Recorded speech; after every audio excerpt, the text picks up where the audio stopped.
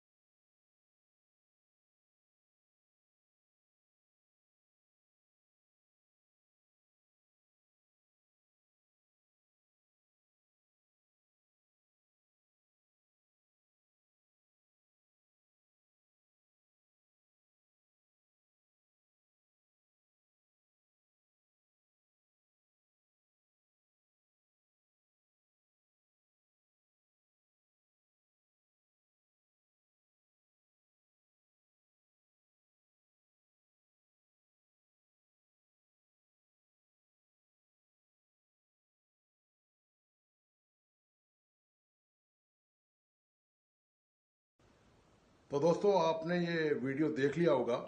वैसे वीडियो में जो तस्वीरें दिखाई जा रही हैं ये अपने आप में पर्याप्त हैं और बहुत कुछ बयान कर रही हैं, लेकिन जो हिस्सा बयान नहीं कर रही हैं वो मैं आपके सामने प्रस्तुत करता हूं। इन तस्वीरों में दिखाया गया है कि किस तरह से अशोक गहलोत जब फाइनल सेशन हुआ जिसमें फोटो खिंचाई जा रही थी, उसमें लाइन में खड़े थे और पार्टी के राष्ट्रीय अध्यक्ष मल्लिकार्जुन खड़गे जब वो उनकी तरफ बढ़ने ही वाले थे तो राहुल गांधी ने उनका हाथ पकड़ के खींच लिया। एक तो ये तस्वीर है। दूसरी तस्वीर ये है जो वीडियो में दिखाया गया है, उसमें साफ है कि अशोक गहलोत बढ़ते हुए आ रहे हैं और वो सचिन पायलट तक पहुंचे हैं। उसके बाद उन्होंने सचिन पायलट वहां किसी कांग्रेस के नेता से वार्तालाप करने में मशगूल थे और इसी दौरान जब गहलोत वहां पहुंचे तो उन्होंने गहलोत ने पायलट के कंधे पे हाथ रखा और हाथ मिलाया। आपने देखा होगा कि सचिन पायलट मुड़े नहीं और गहलोत खुद चल कर आए, उन्होंने ही हाथ बढ़ाया और हाथ मिलाया। तो ये जो चंद तस्वीरें हैं, ये जो वीडियो है, इसके अलावा एक जो महत्वपूर्ण वीडियो इसमें है उसमें ये दिखाया गया है वीडियो में कि सेशन शुरू होने वाला है और अशोक गहलोत कुर्सी तलाशते हुए नजर आ रहे हैं और कोई भी आगे की जो पंक्तियां वो लगभग सारी फुल हो चुकी हैं, कहीं पीछे हो सकता है कुछ कुर्सी खाली रह गई हों। तो कोई भी नेता वहां पर काफी देर खड़े रहने के बाद अशोक गहलोत को वहां पर कुर्सी ना तो दिखाई दी खाली कोई, और ना ही आगे की पंक्तियों में जो भी लोग वहां जमे हुए थे, बैठे हुए थे, उन्होंने अशोक गहलोत को कुर्सी देने की पेशकश की।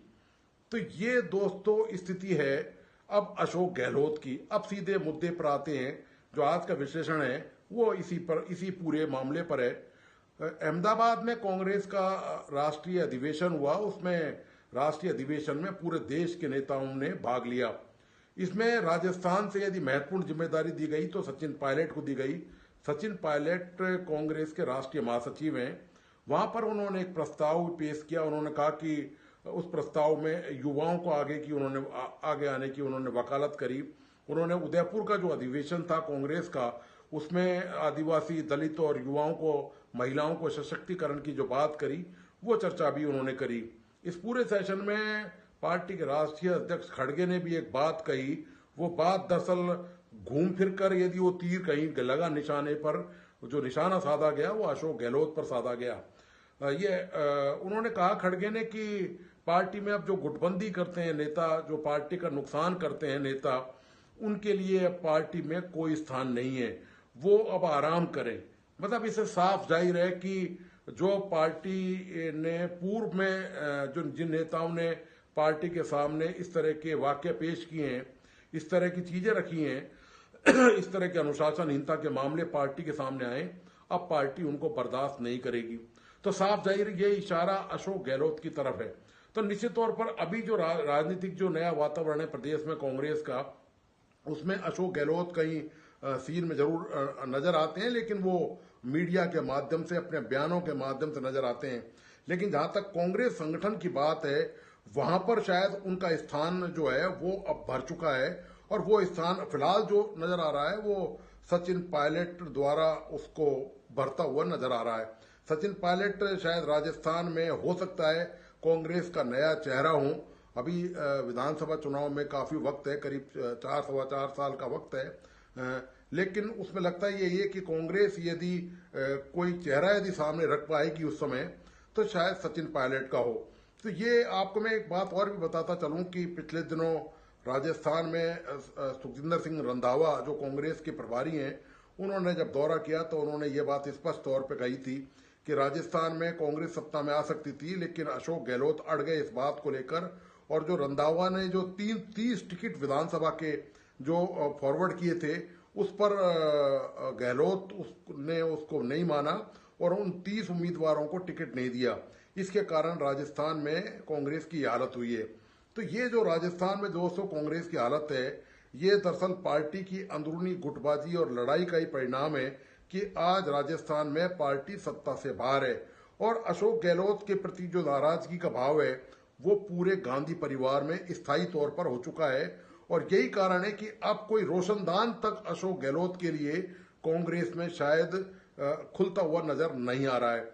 आपको याद होगा, मैंने एक वीडियो में जिक्र भी किया था कि जब अशोक गहलोत मुख्यमंत्री थे, उस दौरान जब पार्टी राष्ट्रीय अध्यक्ष उनको बनाना चाहती थी, तो उन्होंने अपनी शर्त रख दी थी कि वो मुख्यमंत्री भी साथ रहेंगे तभी पार्टी का राष्ट्रीय अध्यक्ष बनेंगे। लेकिन पार्टी ने ये मंजूर नहीं किया कि एक राष्ट्रीय अध्यक्ष पूरे देश का होता है और मुख्यमंत्री एक प्रदेश का होता है, तो वो इससे पार्टी की जग हसाई होगी और अजीबो गरीब पार्टी की स्थिति खड़ी हो जाएगी।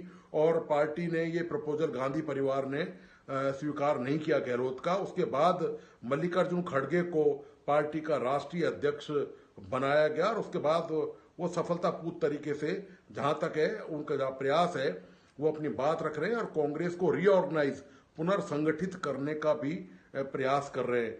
तो मैंने उस समय भी ये निवेदन किया था, बताया था उस विश्लेषण में, उस वीडियो में, उसका लिंक मैं इस वीडियो में शेयर कर दूंगा आपके सामने। मैंने उसमें कहा था कि कांग्रेस में अब अशोक गहलोत का खेल खत्म हो चुका है। तो दोस्तों, जब मैंने कहा था कि खेल खत्म हो चुका है, तो जो अहमदाबाद का जो सेशन हुआ है उस पर यह लगभग मोहर लग चुकी है कि अब अशोक गहलोत के लिए कांग्रेस में सारे दरवाजे बंद हो चुके हैं। अब चूंकि अशोक गहलोत ने संगठन लेवल पर अपने आप को, खुद को संगठन से बड़ा रखा और मुख्यमंत्री का जो ओहदा है, जो पद है, वो उन्होंने छोड़ना स्वीकार नहीं किया, तो अब पार्टी चूंकि ये विपक्ष में है, तो पार्टी के पास वो तमाम बदलाव करने का मौका है। तो उन्होंने बदलाव के स्पष्ट संकेत दे दिए कि अब पार्टी में गहलोत का कोई स्थान नहीं है। इसलिए जब अधिवेशन में प्रस्ताव पढ़े गए तो सचिन पायलट द्वारा प्रस्ताव पढ़ा गया और गहलोत को वहां पर इस हैसियत से नहीं प्रस्ताव पढ़ने का कोई मौका दिया गया। तो ये अब राजस्थान में कांग्रेस की हालत है और अशोक गहलोत की हालत है।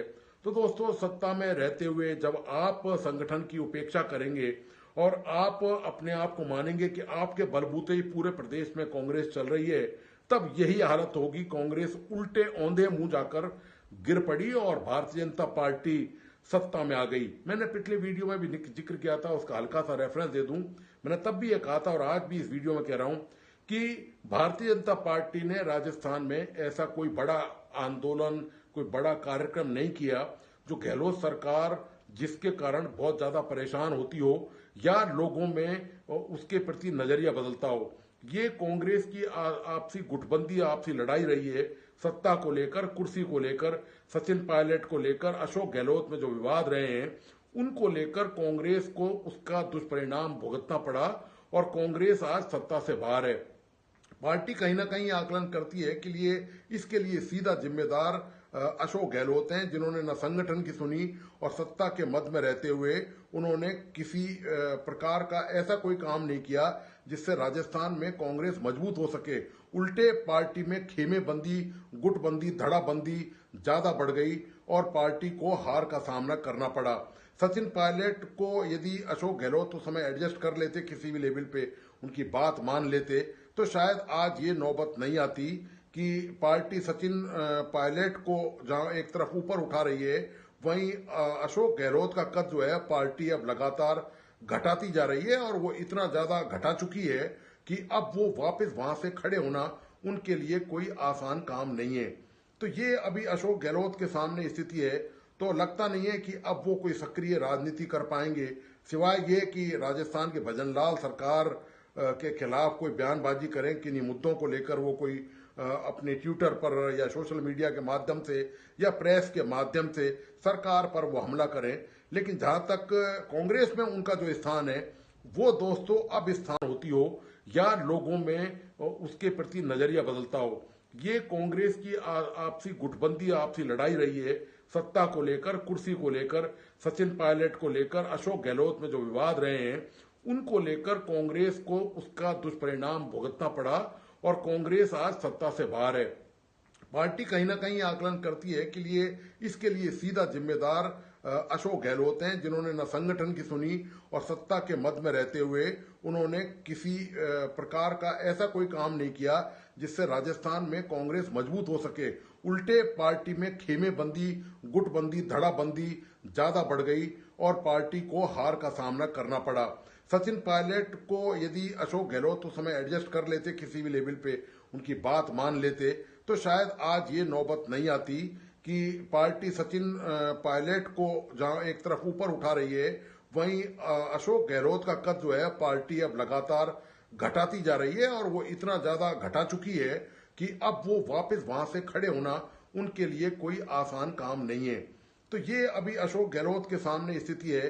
तो लगता नहीं है कि अब वो कोई सक्रिय राजनीति कर पाएंगे, सिवाय ये कि राजस्थान के भजनलाल सरकार के खिलाफ कोई बयानबाजी करें, किन्हीं मुद्दों को लेकर वो कोई अपने ट्विटर पर या सोशल मीडिया के माध्यम से या प्रेस के माध्यम से सरकार पर वो हमला करें। लेकिन जहां तक कांग्रेस में उनका जो स्थान है, वो दोस्तों अब स्थान उनका जो कद और पद रहा है, वो शायद अब उनका स्थान, कद और पद लगभग समाप्त हो चुका है और जो समाप्त बचा हुआ भी हिस्सा होगा वो भी शायद अब वहां पर नहीं उनको मिल सकेगा। क्योंकि निश्चित तौर पर जो आगामी रणनीति है पार्टी की, उसमें पार्टी ने भी साफ कह दिया है कि एक तो आपको याद होगा कि जब पायलट ने अधिवेशन के दौरान जो प्रस्ताव रखा था, उसमें यह भी रखा था कि संगठन लेवल पर मजबूती चाहिए और जो जिला अध्यक्ष हैं, जो जिला कार्यकारिणी है, उनको मजबूत किया जाना चाहिए। तो ऐसे में निश्चित तौर पर पायलट का संगठन लेवल पर भी काफी हस्तक्षेप होगा और जो नया समीकरण है, आप जानते हैं कि जिस तरह से टीकाराम जूली लगातार आगे बढ़ रहे हैं और गोविंद सिंह डोटासरा डटे हुए हैं, तो उसमें इस पूरी जो राजनीतिक समीकरण है कांग्रेस का, जिसमें कहीं ना कहीं सचिन पायलट भी एक जबरदस्त कोना थामे हुए हैं, उसमें गहलोत के लिए इस त्रिकोणीय कोने में डोटासरा, जूली और पायलट के इस त्रिकोणीय खेल में अपना कोई खंबा फिट कर सकें अशोक गहलोत, अब शायद वो मादा उनमें नहीं है। क्योंकि संगठन में अब उनकी ताकत रही नहीं है, सत्ता अब उनके पास बची नहीं है, संगठन में उनको अब तरजीह नहीं दी जा रही है। तो निश्चित तौर पर इसका नुकसान व्यक्तिगत तौर पर अशोक गहलोत को तो चुकाना ही चुकाना पड़ेगा। लेकिन इतना जरूर है कि गहलोत का उनके वफादार अभी भी पार्टी में है, संगठन में भी है उनके। तो जब चुनाव आएंगे विधानसभा के, तब ये देखना बड़ा महत्वपूर्ण होगा कि उस समय अशोक गहलोत क्या गोटियां खेलते हैं ताकि कोई पार्टी को अपनी शर्तों पे मनवा सकें, कितने लोगों को वो विधायक का टिकट दिलवा सकते हैं। यही उनके हाथ में एक पैतरा बचा हुआ है, यही एक तुरुप की चाल बची हुई है।